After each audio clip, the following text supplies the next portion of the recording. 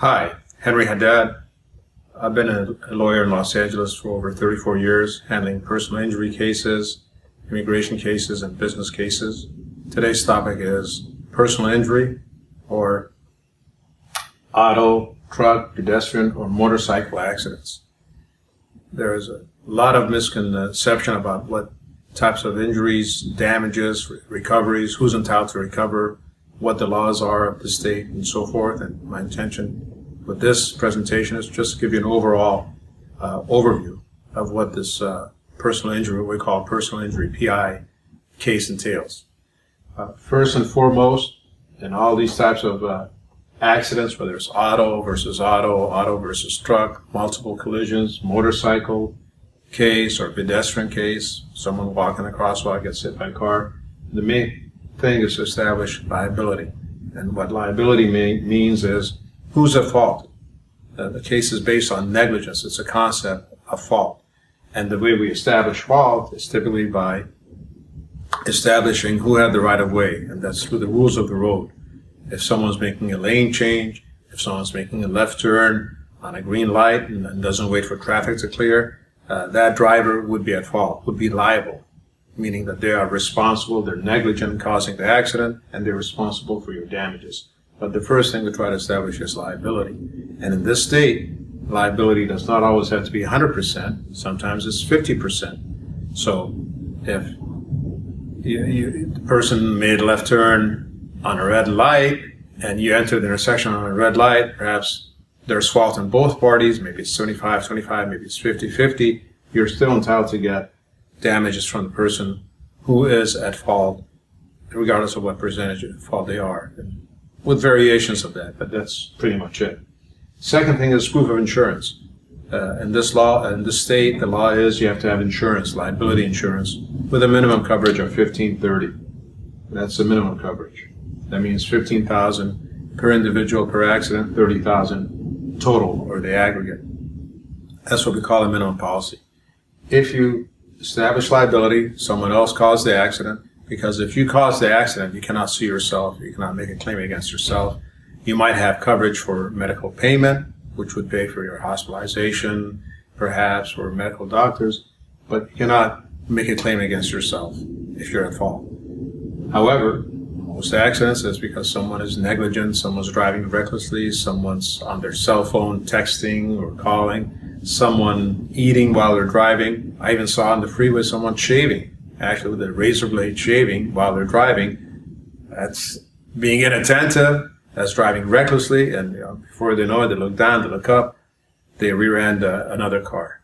So once you establish liability and proof of insurance, then the injured person, you are entitled to damages. What these damages are, and this is just the basic ones, they are different on a case-by-case basis, but they usually entail, the first thing is property damage. Your car has been damaged, your motorcycle has been damaged, your bicycle, your truck, whatever it is. So that's the easiest one to handle. The insurance company typically would pay, inspect the vehicle, and pay to get it repaired. If the damage exceeds the value of the car, then they'll establish what the market value is and pay you to replace that. Next thing is medical expenses and treatment. Obviously, if you're injured and it's a serious injury, you have to go to the hospital, emergency medical treatment, get the proper treatment, x-rays, establish whether you have fractures, or you have other serious injuries, and then from there, receive medical treatments. Most often, people have their own insurance, and that covers all these expenses. And then at the end of the case, once we value what all your damages are, your insurance, personal insurance company will come in and say, okay, we want reimbursement for X amount of dollars, or if you don't have insurance, then whatever these expenses are, that's part of your damage case. Future meds. Many people, the idea of the law is to compensate you to make you whole again, meaning the way you were before this accident.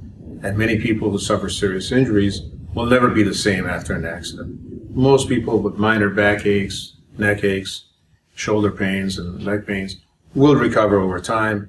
And for those there really isn't much room to negotiate future medical expenses.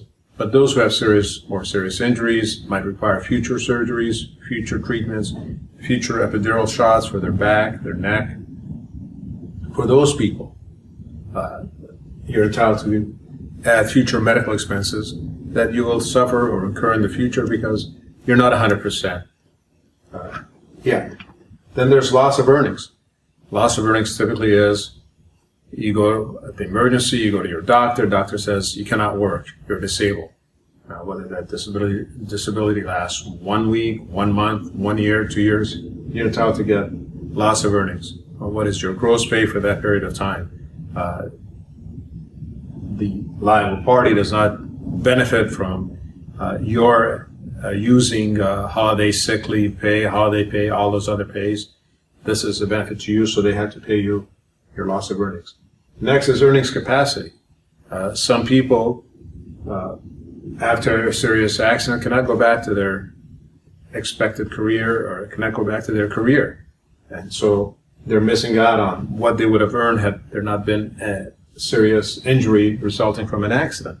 So you're entitled to get an earnings capacity evaluation performed.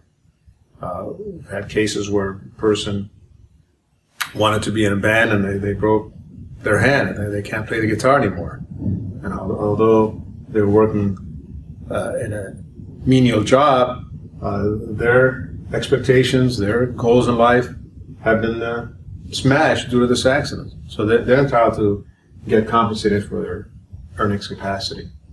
And then lastly, and this is again generally speaking, you should receive compensation for your pain, suffering, discomfort, and activities. Now, what these entail are how you feel after this accident, whether you've recovered 100%, then there's a short time period where you weren't yourself. You woke up with a headache, or you went to bed with a backache. You weren't able to do your activities that you normally enjoyed. It's an enjoyment of life. You're suffering, taking medication, painkillers. You had to go to therapy. You had to do special exercises. Discomfort. You walked around with a backache. You couldn't walk like you did before. You couldn't sit down for a long time. You couldn't sit and watch TV and then just enjoy your free time. And activities that you could not do. If you're in a bowling league and after this accident you couldn't bowl for a period of time, or you used to go to a health club regularly, or you belong to a swimming team, or whatever activities you're doing on a regular basis that you had to cut, you had to give up because of these injuries, you're entitled to receive compensation for that. So all this is usually presented in a package and has to be substantiated, meaning documented. You can't just come up and say, look, I was a tennis player and I was going to be a tennis pro when you never played tennis in your life. Yeah, there has to be some connection between the claims of damages that you have and it has to be supported. So roughly these things, auto accidents, truck accidents, pedestrian accidents, motorcycle accidents, follow this format when presenting a claim against an insurance company. Who's at fault? Proof of insurance, and what are your injuries and damages that you're entitled to receive. If you have any questions, feel free to call our office. We're here to assist you in any which way we can. Thank you.